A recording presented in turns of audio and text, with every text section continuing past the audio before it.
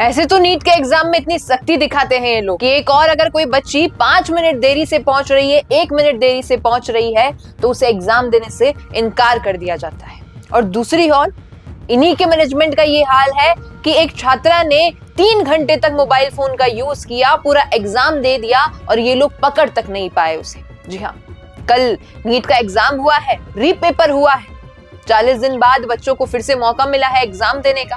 कुछ बच्चे खुश थे कि मौका मिल गया 40 दिन का। 40 दिन का समय मिल गया तो जो पिछली बार जो कमियां रही है वो इस बार पूरा कर लेगा। तो इस बार कुछ बच्चे दुखी थे कि पहला एग्जाम अच्छा हुआ था, ये वाला पता नहीं कैसे होगा। मतलब पापा मेरा सिलेक्शन हो जाएगा, उसके सारे के सारे जो क्वेश्चन थे ना वो सॉर्ट आउट हो रहे थे, लेकिन अब सेकंड में वो इतनी ज्यादा डर रही है।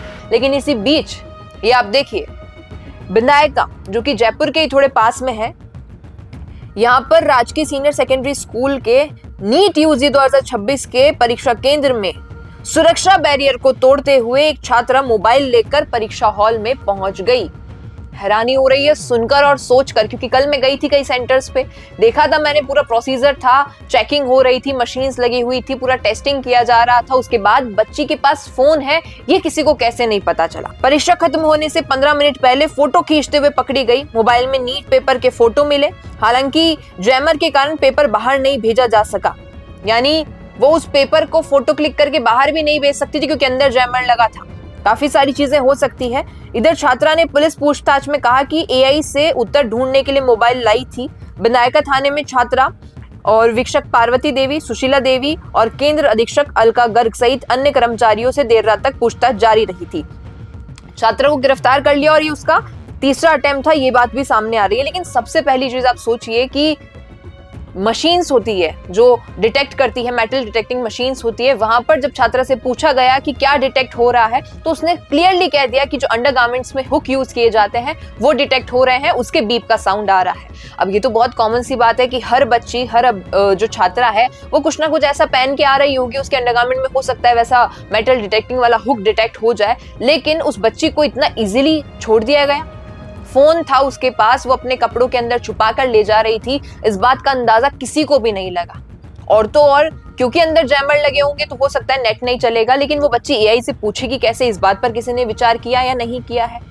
और पेपर का फोटो क्लिक करके वो बाहर भेजने का प्रयास किसको कर रही थी, ये भी बहुत सोचने वाली बात है। ये देखिए, ये हाल चल रहा है हमारे शिक्षा तंत्र का, जहां पर बच्चों के साथ पहले एक बार गलत हो गया, पेपर लीक होके दोबारा पेपर देने आए तो वहां पर बिल्कुल नजरअंदाज कर दिया जा रहा है इन छोटी मोटी गलतियों को, जिससे बहुत कुछ गलत हो सकता है। हो सकता है कल को यही रीजन बना के फिर से बोल देंगे भैया पेपर लीक हो गया और आप फिर से पेपर की तैयारी कीजिए, 40 दिन बाद फिर से पेपर होगा आपका। बच्चों के भविष्य का क्या सवाल है, किसको उसकी चिंता है, कोई जवाबदेही नहीं है। बिहार में क्या चल रहा है, जयपुर में क्या चल रहा है, और ये तो देखिए आप पूरे देश भर में कितने सेंटर आए होंगे, हर सेंटर से कोई अलग अलग खबर उड़ती हुई आई होगी। ये तो हमारे जयपुर के पास की खबर थी तो हम आप तक लेकर आए हैं कि बच्ची के पास मोबाइल फोन था और कोई पकड़ तक नहीं पाया।